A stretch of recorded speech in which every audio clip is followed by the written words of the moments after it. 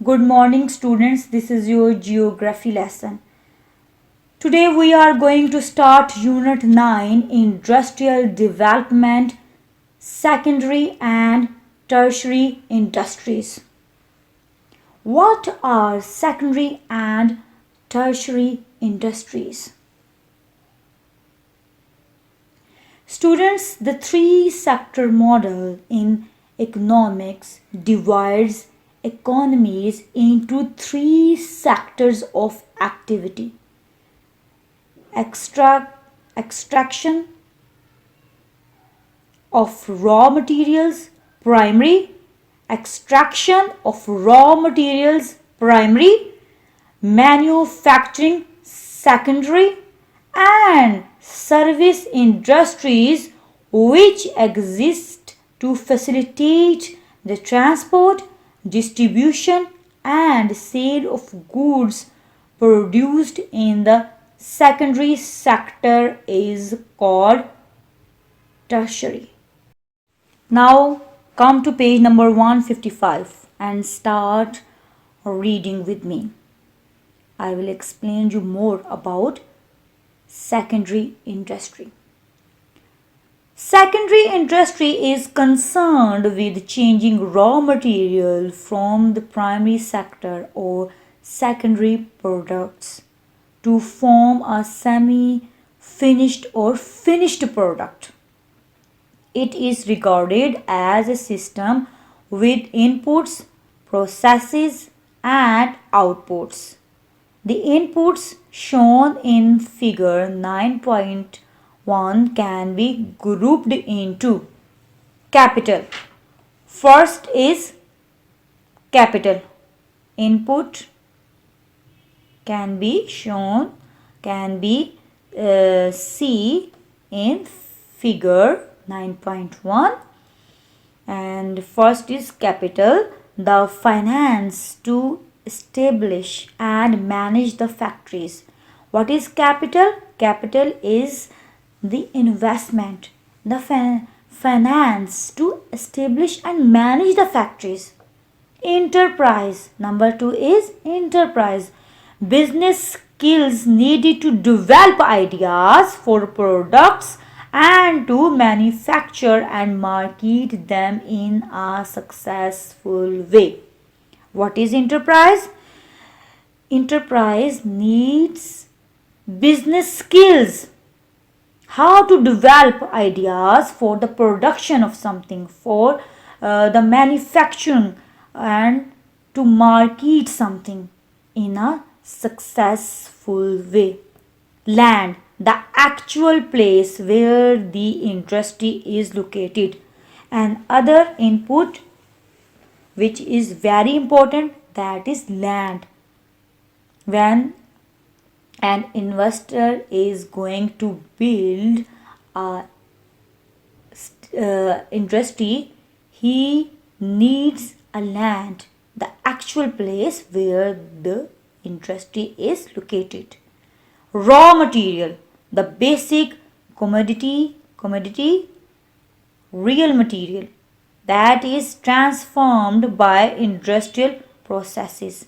They need raw material that is used to process and to make things in a final or finished shape. Power, every industry uses power. Some, like smelting, have high power consumption, whilst other, like stitching, have much less. As industries have different prospects, different productions, so some industries need high power to generate something, as well as some low sector industries need less power to generate and to produce something. As for example, stitching needs less power. Labor, the number, skills, and other characteristics of the workforce.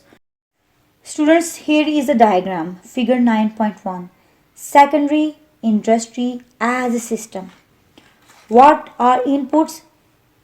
There are six inputs: capital, enterprise, land, raw material, power, labor. And what are processes? Smelting, weaving, spinning, dyeing, printing, knitting, stitching, tanning, molding. So these are the processes that are being done in the industries. And what are the outputs? Number one, processed goods such as cement, cotton, yarn, ghee, lime, sugar, and wheat flour, which may be raw materials for other industries or sold directly to the public.